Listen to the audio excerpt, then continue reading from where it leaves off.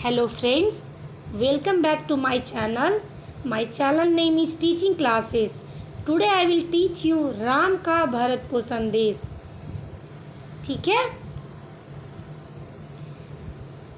चलिए let's I start. पहले हम शीर्षक को जानेंगे. राम का भरत को संदेश.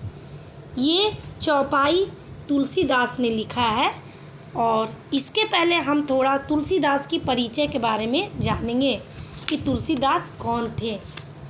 तुलसीदास का जन्म 1497 ईस्वी में हुआ था.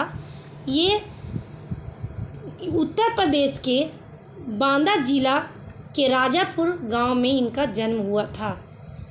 तुलसीदास सम्राट अकबर के समकालीन थे. तुलसी ने अवधी और ब्रज भाषा में काव्य रचना की.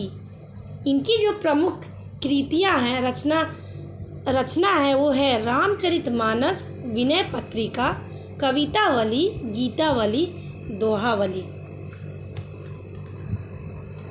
ओके बच्चों, लेट्स वी बिगिन. आप लोग को ये तस्वीर दिख रही है.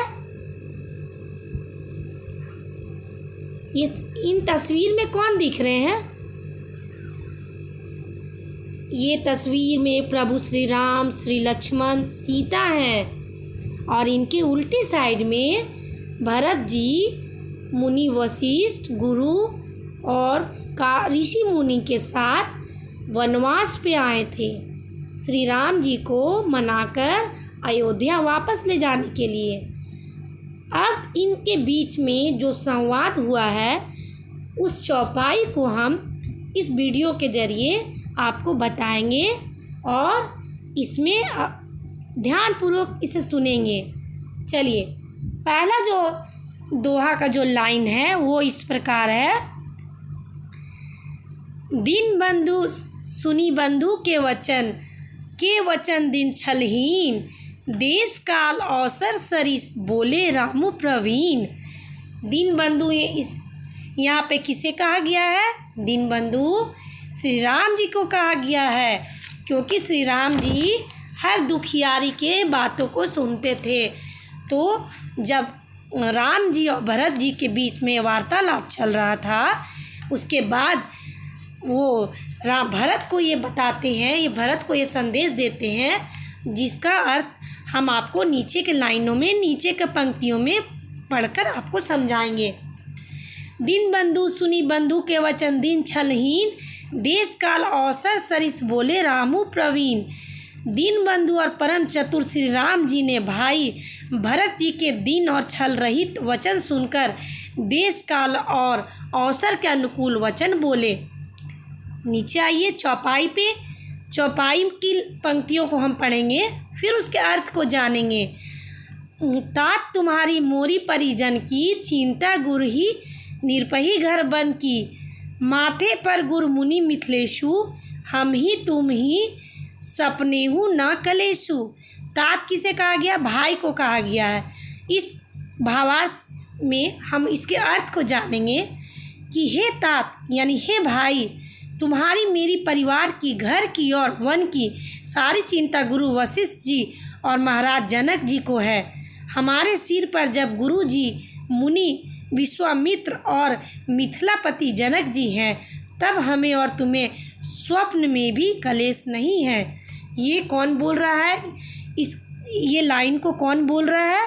बोल रहे हैं ये हमारे प्रभु श्री राम जी बोल रहे हैं. भरत जी को अपने मधुर वचनों से ये संदेश दे रहे हैं कि जब हमारे ऊपर महाराज जनक जी, गुरु वशिष्ठ जी और हमारे प्रिय गुरुजन हैं, मुनि विश्वामित्र हैं, तो हमें स्वप्न में भी कोई कलेश या दुख नहीं है. आगे की लाइन को देखेंगे. आगे का जो चौपाई का लाइन है वो इस प्रकार है. तात तुम्हारी मोरी परिजन की, विद्या गुरही निरपही घर बन की. माथे पर गुरु मुनि मिथिलेशु, हम ही तुम ही सपने हूँ न कलेशु। ये भावार्थ को हमने पढ़ लिया है। इसके बाद के लाइन को हम दोहराएंगे कि इस लाइन में क्या भाव प्रकट किया गया है। मोर तुम्हार परम पुरुषार्थु, मोर तुम्हार परम पुरुषार्थु, मोर तुम्हार परम पुरुषार्थु, स्वार्थु सुजसु धर्मु परमार्थु, पितु आयुषु पालही दुह भाई, लोक वेद भल भूप भलाई।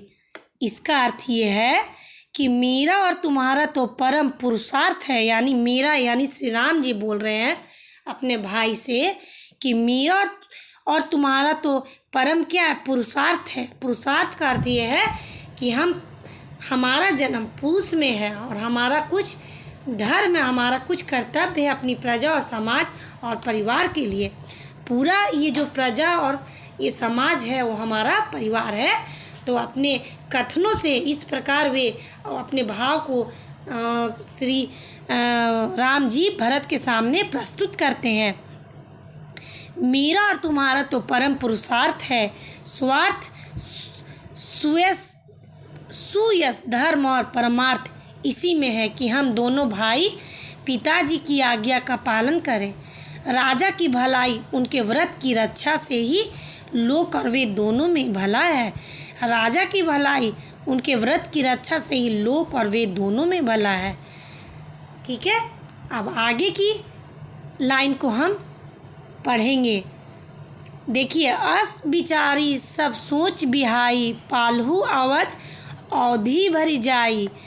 अर्थात इस लाइन में, इस चौपाई के लाइन में ये कहा गया है कि गुरु पिता माता और स्वामी की शिक्षा का पालन करने से कुमार्ग पर भी चलने पर पैर गड्ढे में नहीं पड़ता, पतन नहीं होता। अर्थात कहने का तात्पर्य है, श्री राम जी भरत जी को बोलते हैं कि जो मनुष्य गुरु पिता माता और स्वामी की रक्षा करता है, उनकी सेवा करता है, वो अगर आँख बंद करके भी किसी राह पे पथ पे चलते हैं तो उनका पैर गड्ढा में नहीं पड़ता है।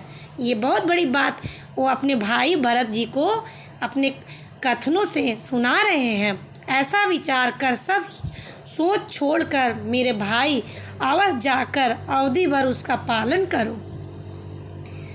अवध जाकर यानी अयोध्या जाकर इन सारे कर्तव्यों का तुम पालन करो। अगले चौपाई में श्री राम जी क्या बोलते हैं इसे ध्यानपूर्वक सुनेंगे और आनंदित होंगे। चौपाई, गुरु पितु मातु स्वामी सिख पाले, चलेहु कुमक पक पर ही ना खाले। अस बिचारी सब सोच बिहाई, पालहु अवध अवधि भरी जाई। गुरु पिता माता स्वामी की शिक्षा का पालन करने से कुमार्ग पर चलने पर पैर गड्ढे में नहीं पड़ता, पतन नहीं होता। ऐसा विचार कर सब सोच छोड़कर अवध जाकर अवधि भर उसका पालन करो। आगे की लाइन में हम ये पढ़ेंगे, देशु कोशु परिजन परिवारु, गुरपद रजही लाग छरबहारू। तुम ही मुनि मातु सचिव सिख मानी, पालेहु पुहुमी प्रजा राजधानी। इसका अर्थ इस प्रकार है, देश खजाना कुटुंब परिवार आदि सबकी जिम्मेदारी तो गुरु जी की चरण रज पर है।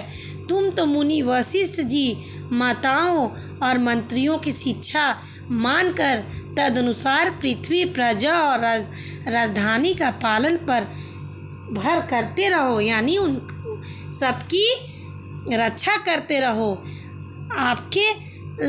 आपके पास इतने हमारे गुरुजन, हमारे मुनि, हमारे ऋषि, इतने लोगों का आपके ऊपर आशीर्वाद है।